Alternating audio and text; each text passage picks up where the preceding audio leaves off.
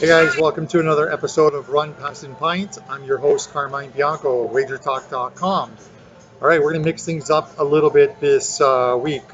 We recorded an interview earlier on the hot seat with Kelly Stewart. Kelly is the face of Wager Talk and head of media relations. You've seen a lot of her videos on YouTube on Wager Talk TV. If you haven't, head over to Wager Talk TV on YouTube and check it out. A lot of informative stuff. We put her on the hot seat today, 15 sort of rapid fire questions and 5 true or falses. She kind of surprised me with her answers as much as I surprised her with the questions. Anyways, later on in the video, we will cover a couple NFL games, a couple soccer games, some pre-selections, and what I have up for the weekend. Yesterday, on Tuesday, I had a 5% play in soccer.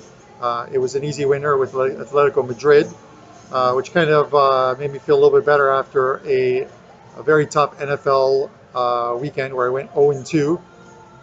I did beat the line on the Broncos-Ravens game. I had the over 43. The game hit 46 by game time. The line hit 46 by game time. We had 24 points in the first quarter, 31 at halftime, and both sides just fizzled out in the second half. We had a couple touchdowns called back on penalties, but a loser is a loser, and that play was a losing play. So we'll get back to it this weekend with a big card. I'll talk about those a little later. We're going to head over to the interview now with Kelly. So sit tight, and we'll be back with some previews and selections. All right, guys, it is time for a new segment here on Run, Pass, and Pint. It is the hot seat, and as you can see with me today is none other than Kelly Stewart. Kelly is the face of Wager Talk. She is head of our media relations. If you didn't know that, I'm not really sure where the hell you guys have been for the last 6 months to a year, but Kelly's doing a fantastic job. Kelly, thank you for joining us today. Thanks, Carmen. I'm a little nervous for this hot seat. Don't worry about it. Just to let you know, I'm literally going to fire off 15 different questions at you. And I literally want you to give me the first thing that pops into your head, or if you actually do know the answer to it. They're not sports so much. They're sports related, but some are not sports related questions. And then we're going to finish off with a quick true or false segment, 5 questions, and I want an honest true or false from you. Okay. So you let me know when you're ready to go. If you're ready to go. I'm so ready to go. By the way, is that a Ryan Fitzpatrick jersey? This is a Fitzpatrick jersey. I love it. I love it. Listen, I kind of feel bad for Fitz yesterday. This is being filmed on Tuesday after the Monday night game. He's had 3 fantastic games now. In all honesty, I know he had 3 interceptions yesterday, but I believe 2 weren't really his fault. But that pick 6 into the end zone, that's definitely on him, I think. But three games in a row where he's thrown for 400 plus yards. I saw what he had in Buffalo. He was a pretty good quarterback, but he's also the reason why he's been on 7 different teams, and I think he's and a lot of coaches have been fired because of Fitzpatrick. So I got to give him that much. After throwing 3 interceptions yesterday, he was still chucking it downfield. I mean, the guy's got confidence. He's got guts. I'm not that ballsy, but hey, they almost made a pretty epic second half comeback. Yeah, they almost did. I think he deserves. I know James is back. He was back this morning, but I think he deserves to start next week, and and then take it on a game by game basis. But they hit the road for a couple of games now. They go to they go to Chicago next. That's never a great game, especially with Mac there. So it's I don't know. Well, I guess we'll see. Two toughies, Chicago and Atlanta. So we'll have to see what happens with Fitz. But let's stop deflecting here and let's go to the 15 questions. You ready to go? I'm ready. All right, here we go. All right, so I'm going to change the order of these a little bit, but we're going to start with your sports idol growing up. Oh, sports idol. I don't know if I necessarily had an idol. I played a ton of sports, but obviously being a female, there wasn't a ton of like super awesome female athletes in the late 80s, early 90s. So probably my favorite athlete was John Elway. He's probably the reason why I love football. and definitely got me hooked on this terrible Denver Broncos bandwagon that I'm still stuck on. Okay, well, that's probably going to take me to another question I had, so we'll just get this one out of the way now. Elway or Brady? Ooh, come on. As much as I'd love to bag on Brady, Brady is so much better than Elway. Elway did take the Broncos to back-to-back Super Bowls, but in the big scheme of things, Brady. All right. Jordan or LeBron? By far, Jordan. Jordan doesn't have to leave teams to win championships. Jordan won championships in Chicago. Jordan. All right, best athletes right now in any sport. Oh. Tucky. Athlete's a loose word, but I'm going to say Tiger Woods. Tiger has made the most epic comeback in the last 6 months. I've been really happy for the guy. All political, social, whatever BS aside, I think Tiger is, it's crazy. You don't see athletes usually have just like a crash and burn and be able to rebound like that. All right. I'm going to throw a soccer one at you because I'm a soccer guy. Cristiano Ronaldo or Lionel Messi? Who's hotter? Heart hands. That's all I know. Isn't that terrible? You know I know nothing. All right. Ronaldo's a good-looking guy, but he's kind of an ass. Ronaldo, so I'm going to let that one stay because, he now plays for my team in Italy, Juventus, so we're going to stick with that one. All right. We're going to change it up a little bit. Your worst fear. Worst fear? Yes, your worst fear. Oh, probably I don't know, being incapacitated or something, being like a vegetable or I don't know. It's worse than dying. I don't know. That's kind of a crazy question. All right. Okay. Favorite holiday. Ooh, favorite holiday. Probably 4th of July, but Thanksgiving is 1A. So 4th of July, America, yes. Fireworks, awesome. Drinking, awesome. Thanksgiving, eat your face off. My birthday, usually drink your face off. So it's kind of a tie. All right, that's pretty good. Most famous sports person you've ever met?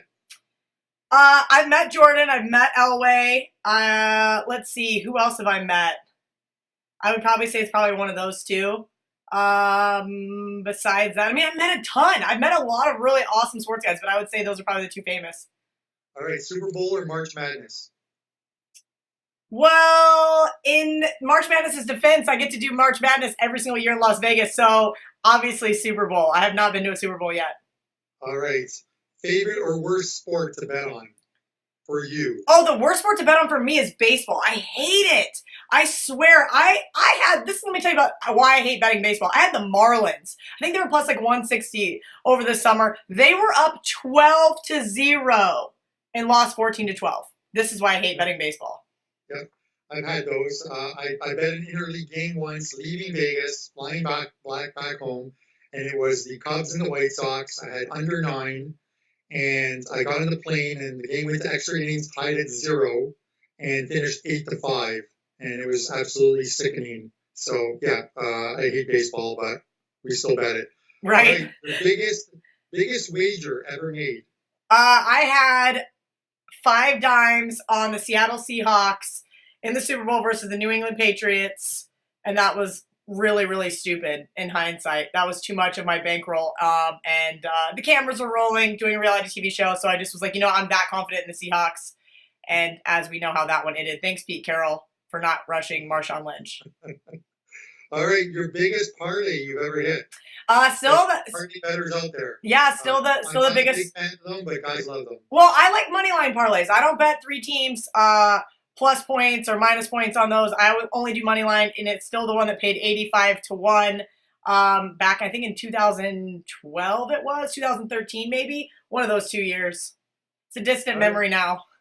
All right, I'm gonna end it with 3 easy questions for you. Okay, do you have a nickname? A lot of people now call me KIV a lot, short for Kelly in Vegas. But when I was growing up, my nickname was Stuart Little. My best friend Shalinda gave it to me, yes, after the mouse, because my last name is Stuart, and I'm a little person. And she still calls me Stuart Little today. All right, okay. The last movie you watched? I watched the Sicario movie last night, actually, because I couldn't sleep. It was really good. Oh, my God, come on. I actually rented it off the YouTube movies a couple of nights ago, watched it, and not after, but at the end, I'm waiting for something to happen, and nothing happens. And then later on, my wife says to me, "Yes, there's a Sicario 3 coming out." I'm like, "Well, fuck."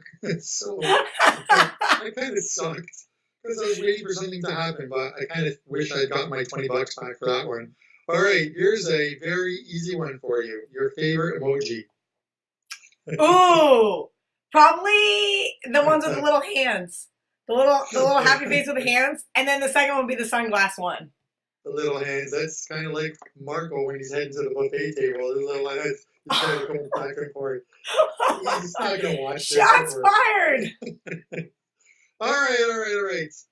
True or false segment. Here we go. K-State is better than Michigan. False. God, that's terrible. False. What? False. Really? I had you pegged for true there. No. All right. K-State's miserable. All right. Filming NFL previews with the Prez is like consuming Mentos and Pepsi at the same time. I have not done that, but I have seen the video, and yeah, it's something like that, except more laughing and just shaking my head without anything to say. To leave me speechless is really hard, but Prez does it on a regular basis. Yeah, it's amazing when you can do a video and have a masseuse there. I know it's his better half, but yeah, it's kind of interesting. All right, red wine and Sunday night football at home is better than beer and tailgating at the stadium. Oh, I think a lot of people think I would say true, but that is false. I do love going to games in person, so beer and tailgating takes the cake. Beer and tailgating it is. All right. You would give up sports betting in exchange for Hillary never being president of the United States. Oh, that's true. Let's be honest. I'm Canadian, so I just watch CNN for 20 minutes at night just to get a laugh about what's going on south of the border. But... Oh my goodness. Yeah, that's probably true. All right, true. All right.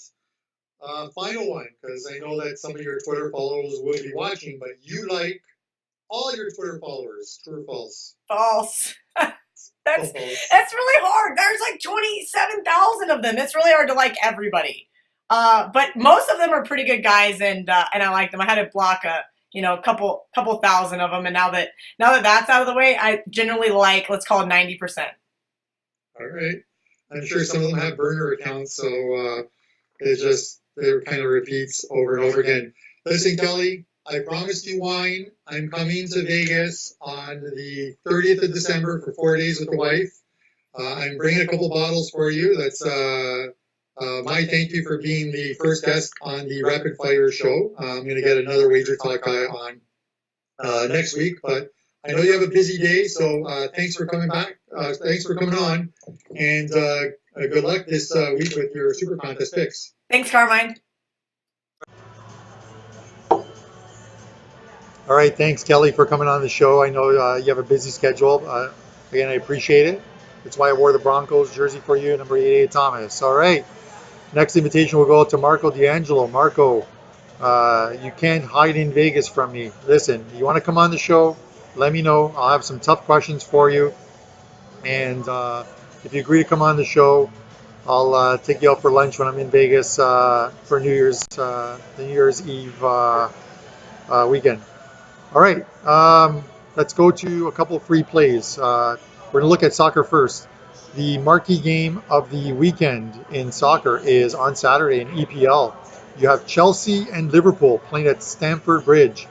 Liverpool make the trip over. You look at some of the score lines between these two teams, you're going to see a couple 1-0s, some 1-1s, and quite a few 2-1 results.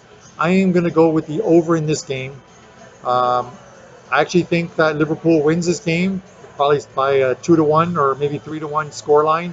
I know Chelsea typically wouldn't lose a game at home by 3-1, and they're one of the teams I did pick to win the EPL title at 12-1. I thought those odds had value in them. You had to take them, but Liverpool's firing on all cylinders right now, and this is even with Mo Salah not having hit form yet. You had Firmino, who's coming back from an eye injury. This team is clicking. They're better defensively. They're better in midfield. And they have a better goalie. If you remember the goalie last year, Carlos, I can't even pronounce his name. All I know is he cost us some money in the Champions League final. We had Madrid to win, and we hit our 2 out of our 3 props. But one of our props was man, Real Madrid winning 2-1, and it was 2-1 until he let in a goal from about 50 yards out or whatever it was. Anyways, they have a better goalie now in Allison, who they got from Roma this year during the summer transfer window.